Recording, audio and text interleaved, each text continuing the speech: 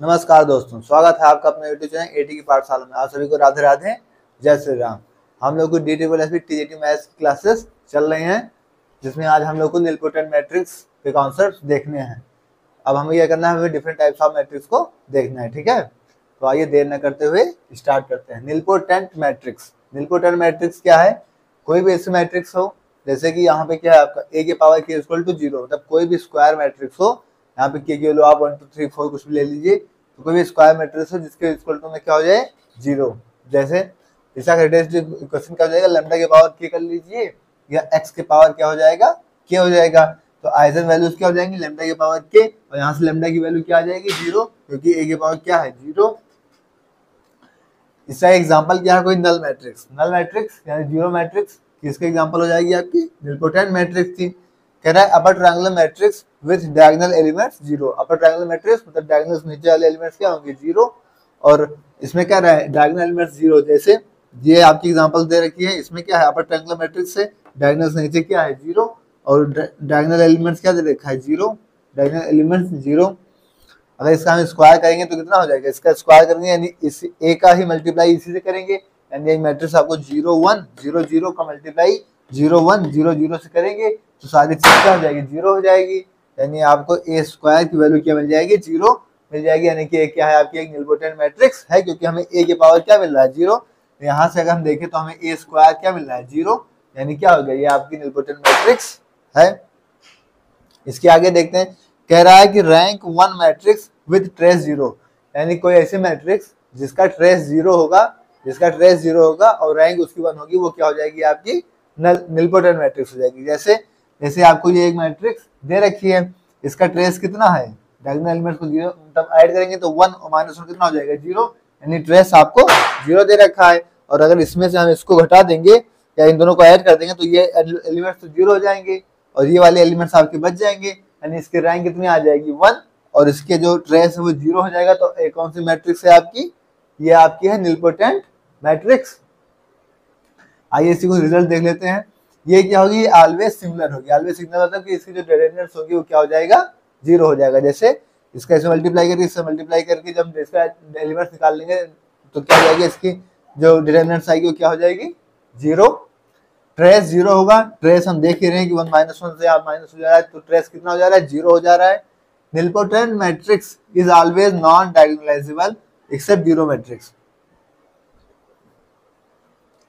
कह रहा है निलपोटेंट मैट्रिक्स जो होगी वो हमेशा क्या होगी, नॉन डायगोनलाइजेबल होगी, सिर्फ जीरो मैट्रिक्स को छोड़ के। ठीक है, क्योंकि आपकी जीरो मैट्रिक्स क्या है, जीरो मैट्रिक्स आपकी क्या है निलपोटेंट मैट्रिक्स है। ठीक है, नल मैट्रिक्स वही, जीरो मैट्रिक्स आपकी क्या है निलपोटेंट मैट्रिक्स है।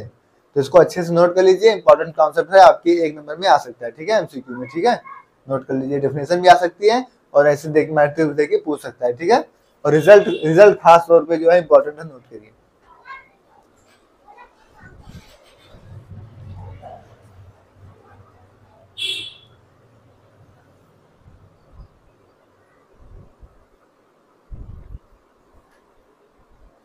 नेक्स्ट कॉन्सेप्ट आइडेम्पोटेंट मैट्रिक्स देखते हैं। आइडेम्पोटेंट मैट्रिक्स में क्या है, जैसे कोई ए आपकी मैट्रिक्स होगा उसका स्क्वायर कर ले तो हमको क्या मिल जाए, वही मैट्रिक्स मिल जाए। मान लीजिए कोई आपकी मैट्रिक्स दे रखी है, उसमें 1 2 3 4 5 6 या कुछ भी ऐसे करके उसका स्क्वायर कर रहे हैं या उसी को 2 बार उसी से मल्टीप्लाई करा रहे हैं, तो हमें क्या मिल रही है, वही मैट्रिक्स मिल जा रही है। तो हम ऐसी मैट्रिक्स को क्या कहेंगे, आइडेम्पोटेंट मैट्रिक्स। ठीक है, उसी मैट्रिक्स का स्क्वायर कर रहे हैं, उसी मैट्रिक्स को उसी मैट्रिक्स से मल्टीप्लाई कर रहे हैं, तो आपको क्या मिल रही है, वही मैट्रिक्स मिल जा रही है। इसका कैरेक्टरिस्टिक इक्वेशन देखें तो क्या हो जाएगा, मान लो लैम्डा स्क्वायर, ये इधर आ गया तो लैम्डा हो गया इक्वल टू 0, ये स्क्वायर माइनस ए लिखा हुआ है, यहाँ से लैम्डा कॉमन कर लिए, लैम्डा -1 इक्वल टू क्या हो गया 0, तो लैम्डा की एक वैल्यू 0 आ जाएगी, एक वैल्यू क्या आ जाएगी 1 आ जाएगी। यहाँ पे लैम्डा की वैल्यू कितनी आ जाएगी 1 और 0। जीरो मैट्रिक्स और आइडेंटिटी मैट्रिक्स, इसके एग्जांपल कौन से हैं, आइडेंटिटी मैट्रिक्स मतलब 1 0 0 0 1 0 0 0 1, ये आपकी क्या आइडेंटिटी मैट्रिक्स। तो इसका एग्जांपल क्या हो जाएगा, एक तो हो जाएगा आपका जीरो मैट्रिक्स, क्योंकि आप जीरो मैट्रिक्स को जीरो मैट्रिक्स मतलब जीरो मैट्रिक्स मल्टीप्लाई कराओगे तो क्या मिल जाएगी, जैसे 2 क्रॉस 2 की एक जीरो मैट्रिक्स देखिए, 2 क्रॉस 2 की जीरो मैट्रिक्स है ये, फिर इसी को आप जो इसी से मल्टीप्लाई करोगे तो मिलेगी क्या, आपको मिलेगा तो यही ना। ये क्या हो गया आपका, ये आपका क्या हो जाएगा, एक मतलब जीरो मैट्रिक्स क्या हो गया आपकी आइडेम्पोटेंट मैट्रिक्स हो गई। आप देखिए इसकी 1 0 0 1, आइडेंटिटी मैट्रिक्स पे देखिए 0 1 0 1, इसका मल्टीप्लाई कराओगे तो 1 से 1 हो जाएगा, 0 का 0, 0 का 0 और 1, तो आपको क्या मिल गया, यही मैट्रिक्स तो मिल गई। यानी अगर आपकी ये एक क्रॉस ए है तो आपको मिला क्या, मिला तो यही ए ना। मतलब अगर आपने ए क्रॉस ए का स्क्वायर किया, ए स्क्वायर किया तो मिल गया ए, मतलब आपकी आइडेंटिटी मैट्रिक्स। और जीरो मैट्रिक्स क्या है, आइडेम्पोटेंट मैट्रिक्स है। इसके डिटरमिनेंट्स कितने हो सकते हैं, तो जीरो और एक, इसके क्या डिटरमिनेंट्स हो सकते हैं। फिर क्या मैक्सिमम डिटरमिनेंट कितना हो सकता है, तो मैक्सिमम डिटरमिनेंट एक हो सकता है, और मिनिमम डिटरमिनेंट क्या हो सकता है, जीरो हो सकता है। ट्रेस में देख लिया हमने, तो ट्रेस कितना, मिनिमम ट्रेस कितना हो सकता है, मिनिमम ट्रेस कितना, जीरो हो सकता है। और मैक्सिमम ट्रेस क्या हो सकता है, मिनिमम तो जीरो हो सकता है, और मैक्सिमम ट्रेस क्या होता है, जिसमें उसमें जो रो कॉलम हो उस हिसाब से जो उसका हो। मतलब हमने यहाँ पे क्या देख लिया, हमने एन देख लिया। और ये कौन सी मैट्रिक्स होगी, डायगोनलाइजेबल होगी। कौन सी मैट्रिक्स होगी, आइडेम्पोटेंट मैट्रिक्स कैसी होगी आपकी, आइडेम्पोटेंट मैट्रिक्स कैसी होगी आपकी, डायगोनलाइजेबल होगी। ठीक है,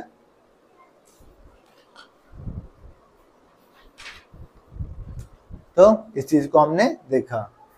हमारी निलपोटेंट मैट्रिक्स कैसी थी, नॉन डायगोनलाइजेबल, सिर्फ जीरो मैट्रिक्स पर थी, वो क्या आपकी डायगोनलाइजेबल। लेकिन ये आपकी क्या है, ऑलवेज डायगोनलाइजेबल होगी। ये स्क्वायर अगर ए इक्वल टू है तो क्या होगी, कौन सी मैट्रिक्स हो जाएगी आपकी, ऑलवेज डायगोनलाइजेबल। नोट कर लीजिए, फिर आगे देखते हैं।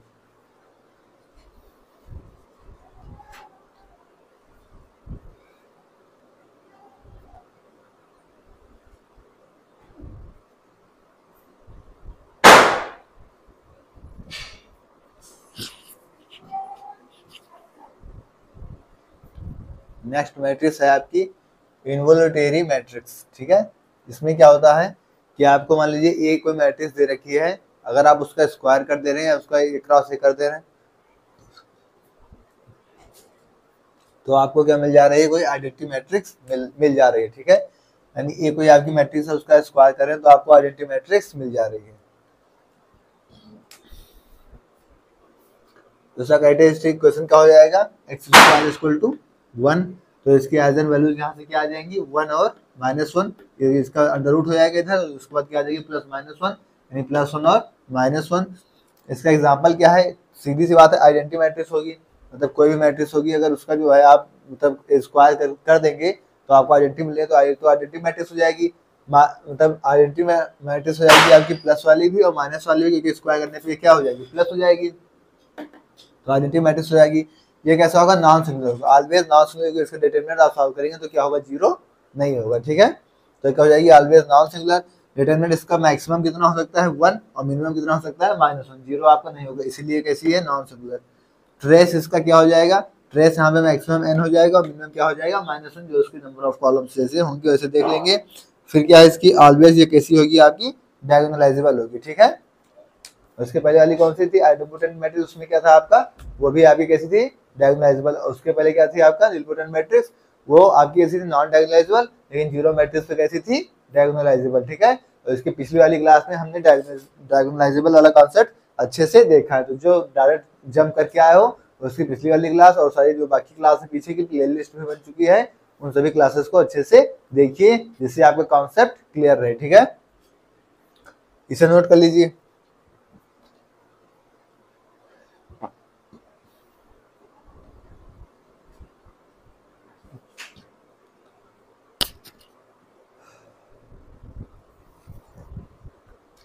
आइए सिमेट्रिक मैट्रिक्स देखते हैं।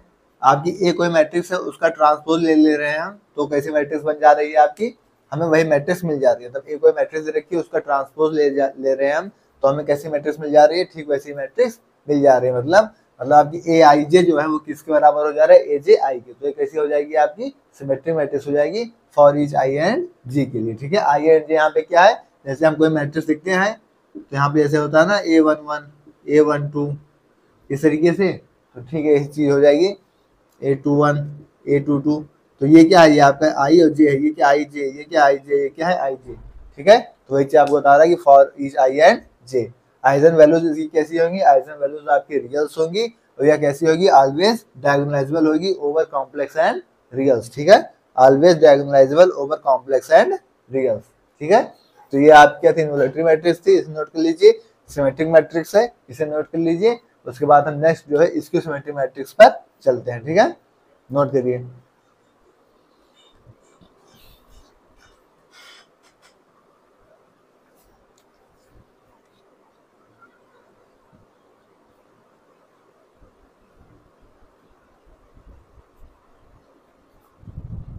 नेक्स्ट कॉन्सेप्ट है आपका स्क्यू सिमेट्रिक मैट्रिक्स। अभी हमने देखा था सिमेट्रिक मैट्रिक्स। तो सिमेट्रिक मैट्रिक्स में हमने क्या देखा था कि कोई मैट्रिक्स था उसका ट्रांसपोज ले रहे थे तो हमें क्या मिल जा रही थी, वही मैट्रिक्स मिल जा रही थी। और स्क्यू सिमेट्रिक मैट्रिक्स में है कि कोई मैट्रिक्स अगर आपकी ए है और उसका हम ट्रांसपोज ले रहे हैं तो आपको क्या मिल जाएगी, निगेटिव में वही मैट्रिक्स मिल जाएगी। अगर कोई ए आपकी मैट्रिक्स है उसका ट्रांसपोज लेंगे तो आपको क्या मिल जाएगी, -a के रूप में मिल जाएगी। तो आपकी इसकी सिमेट्रिक मैट्रिक्स क्या है कि अगर ए कोई आपकी मैट्रिक्स है और इसका क्या करें, आप कोई ट्रांसपोज लेंगे तो आपको क्या मिल जाएगी, -a के फॉर्म में कोई मैट्रिक्स मिल जाएगी। ठीक है, कह रहा है इसका डायगोनल एलिमेंट जो होगा वो क्या होगा, दोनों क्या होंगे, बराबर होंगे। जैसे a11 a12 a12 दे रहे थे तो डायगोनल एलिमेंट्स क्या होंगे, यहाँ पे बराबर होंगे, यानी ai इक्वल टू क्या हो जाएगा, ai। लेकिन यहाँ पे हमें मिलेगा क्या, माइनस में मिल जाएगा तो क्या हो जाएगा यहाँ पे -ai। ये आके इधर ऐड हो जाएगा तो ai क्या होगा, 2ai इक्वल टू 0, 2 जाके 0 हो गया तो ai क्या आ गया, यहाँ से 0 आ गया, यानी डायगोनल एलिमेंट्स क्या आ गए, 0। मतलब डायगोनल एलिमेंट्स यहाँ से क्या दिख रहे हैं आपको, 0 दिख रहे हैं।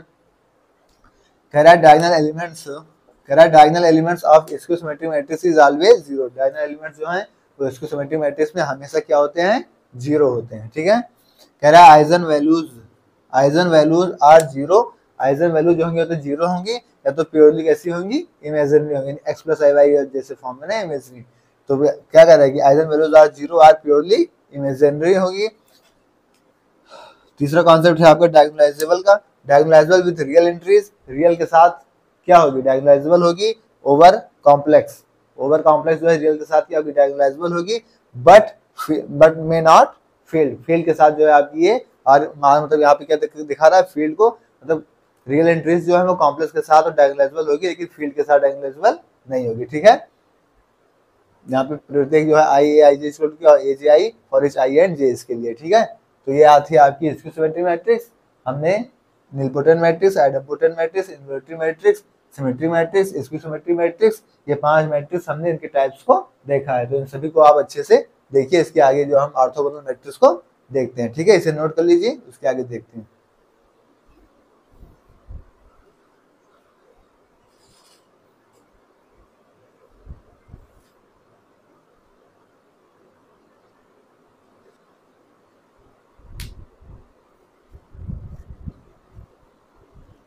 नेक्स्ट है आपका ऑर्थोगोनल मैट्रिक्स। इसमें क्या कहता है आपका कि कोई मैट्रिक्स ए देखिए, ए के साथ उसी मैट्रिक्स का ट्रांसपोज है, या ट्रांसपोज के साथ मैट्रिक्स है, तो आपको कैसी मैट्रिक्स मिल जाएगी, यहाँ पे आइडेंटिटी मैट्रिक्स मिल जाएगी। जैसे कि कोई मैट्रिक्स है उसका ट्रांसपोज लिया तो क्या मिल गया, आइडेंटिटी मैट्रिक्स। हमने क्या किया, प्री मल्टीप्लाई करा यहाँ पे ए इनवर्स का, यानी ए इनवर्स का बोथ साइड से मल्टीप्लाई करा दिया।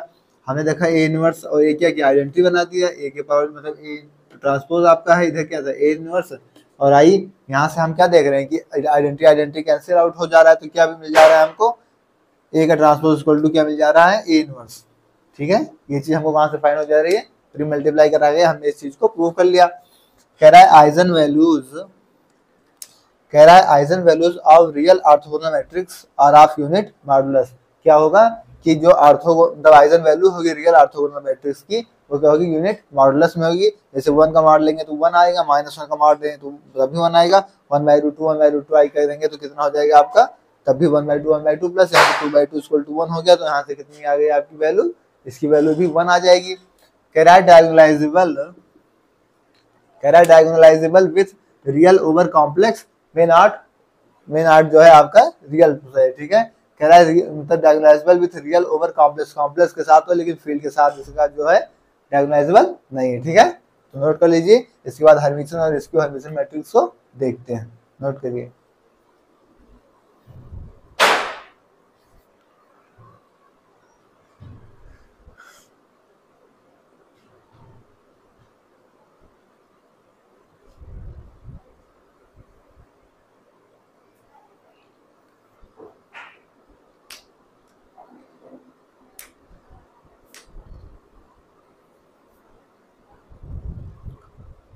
नेक्स्ट कह रहा है हमें देखना है हर्मिटियन मैट्रिक्स।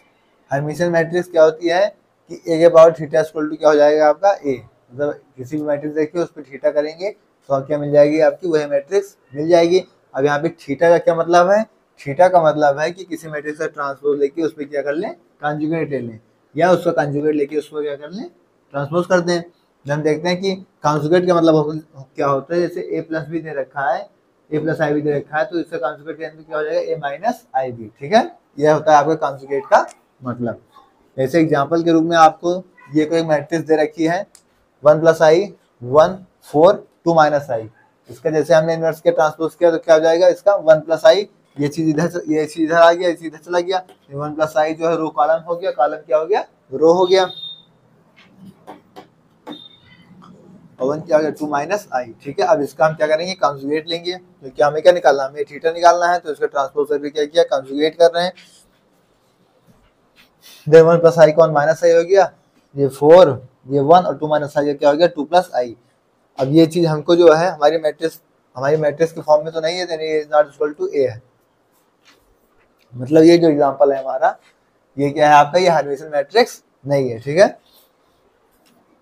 अगर यही आपको जो ये मिल जाती, अगर ये मैट्रिक्स मिल जाती 1 प्लस आई यहाँ होता, यहाँ 1 होता, यहाँ 4 होता, यहाँ 2 माइनस आई होता, तो ये आपकी कैसे हो जाती, हर्मिटियन मैट्रिक्स हो जाती है। अगर ये नॉट इक्वल टू ए है, मतलब ये जो है हर्मिटियन मैट्रिक्स नहीं है। ठीक है, का Hermitian matrix has all real eigen value. Hermitian matrix क्या है, जो ऑल रियल आइगन वैल्यूज, जो सभी रियल आइगन वैल्यूज को रखते हैं। ठीक है, नोट करिए।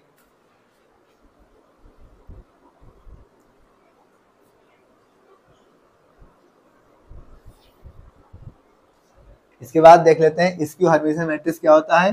जैसे आप ए के पावर थीटा, ए के पावर थीटा तो हम समझ गए हैं, इनवर्स करके इसको कॉन्जुगेट करना किसके बराबर हो जाए, वहां पे क्या था, ए के बराबर होता था, यहाँ पे क्या हो रहा है माइनस ए के बराबर हो जाए, सिमेट्रिक और इसकी सिमेट्रिक में था। ठीक है, कह रहे हैं eigen values are always complex और इमेजिनरी। आइगन वैल्यूज कैसी होंगी, या तो कॉम्प्लेक्स हो जाएंगी या तो कैसी हो जाएगी, इमेजिनरी। और रियल हर्मिटियन को आप क्या कहेंगे, सिमेट्रिक। वही चीज उन्होंने कहा ना कि सिमेट्रिक और स्क्यू सिमेट्रिक में जो कॉन्सेप्ट था, रियल हर्मिटियन को आप सिमेट्रिक कहेंगे और रियल स्क्यू हर्मिटियन मैट्रिक्स को आप क्या कहेंगे, स्क्यू सिमेट्रिक कहेंगे। ठीक है, तो आप ये नोट कर लीजिए, अच्छा कॉन्सेप्ट है आपके लिए, सिमेट्रिक और स्क्यू सिमेट्रिक से मिलता जुलता है। ठीक है, नोट कर लीजिए, फिर नेक्स्ट कॉन्सेप्ट पे चलते हैं।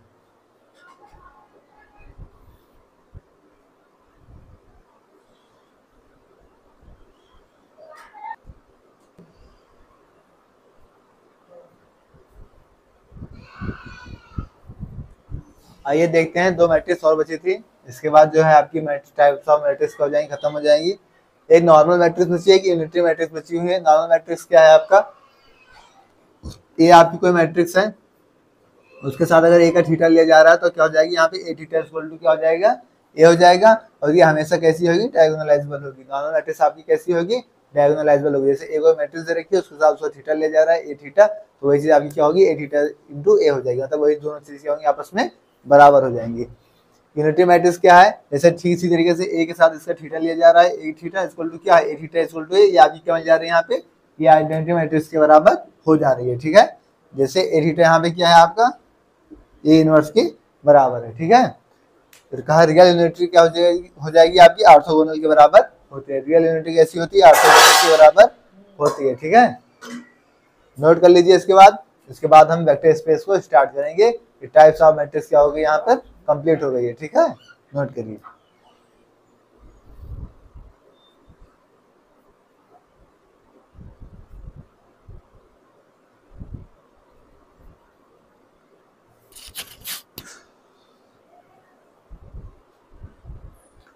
अब हमको देखना है वेक्टर स्पेस। वेक्टर स्पेस की डेफिनेशन देखेंगे, इसके में जो है ये 8 रिजल्ट मेन है इसका, इसको देखेंगे, इस पे जो है आपके क्वेश्चंस आते हैं। ठीक है, आइए स्टार्ट करते हैं। कह रहा है a non empty set V over a field F। कोई फील्ड है आपकी F और कोई V आपका नॉन एम्प्टी सेट है, with two binary operations addition and scalar multiplication. एक आपका एडिशन याद रखिएगा, एक आपका क्या है स्केलर मल्टीप्लिकेशन। कह रहा है a non empty set V over a field F with two binary operation addition and scalar multiplication, which are, जो कि कैसे हैं, u प्लस v।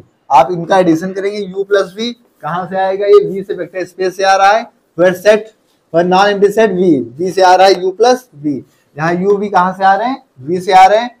कोई अल्फा है फील्ड, कोई फील्ड से यहाँ पे अल्फा दे रखा है, जो कि अल्फा कहां से, f से, फील्ड से है। अल्फा का u में मल्टीप्लाई करा रहे हैं, तो किस में बिलोंग्स कर रहा है आपका, v में बिलोंग्स कर रहा है। जहां पे अल्फा कहां से आ रहा है, f से आ रहा है, और u कहां से आ रहा है, v से आ रहा है।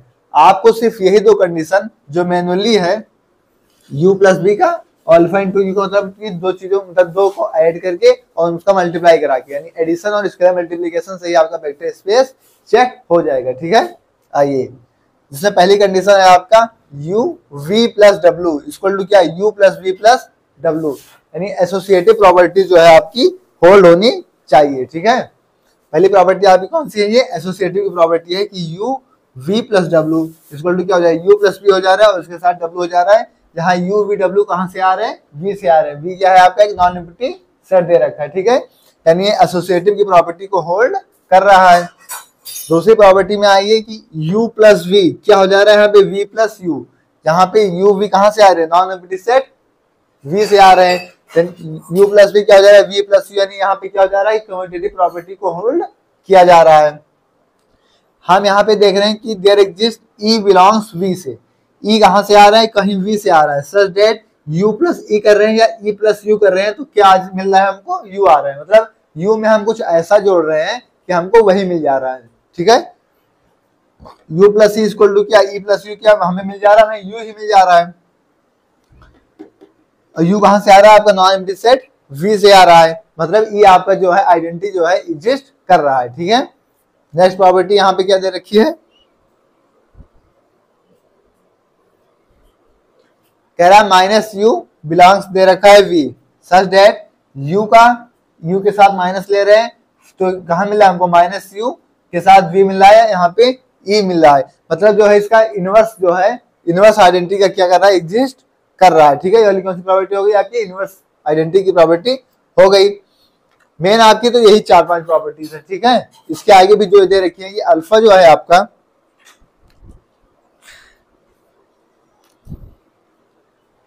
अब अगर आप यहां तक देखें कि ये कौन सी, एक मिनट,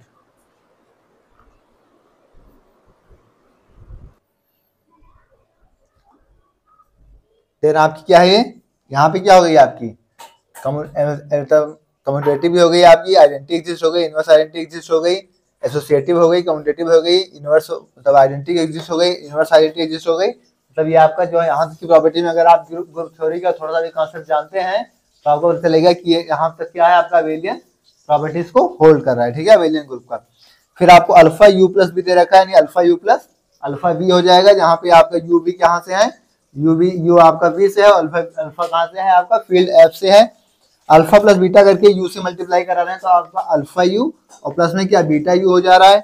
अगर अल्फा बीटा का जो यू के साथ मल्टीप्लाई करा रहे हैं तो अल्फा के साथ बीटा यू का मल्टीप्लाई हो जा रहा है, जहाँ पे अल्फा बीटा क्या है आपका, अल्फा बीटा आ रहा है एफ से और यू कहाँ से आ रहा है, वी से आ रहा है। अल्फा बीटा का यू से करा रहा है तो अल्फा बीटा यू हो जा रहा है, और 1 का यू के साथ मल्टीप्लाई करा रहे हैं तो आपका क्या मिल जा रहा है, यू मिल जा रहा है, जो कि यू कहाँ से आ रहा है, वी के नॉन एम्प्टी सेट से आ रहा है। ठीक है, तो आपका मोस्ट इंपॉर्टेंट टॉपिक है वेक्टर स्पेस, यहाँ से जो है एक नए क्वेश्चन आना इसका डेफिनेटली फिक्स है। ठीक है, तो इसे अच्छे से देखिए, अच्छे से नोट कर लीजिए और समझिए। ठीक है, नोट करिए।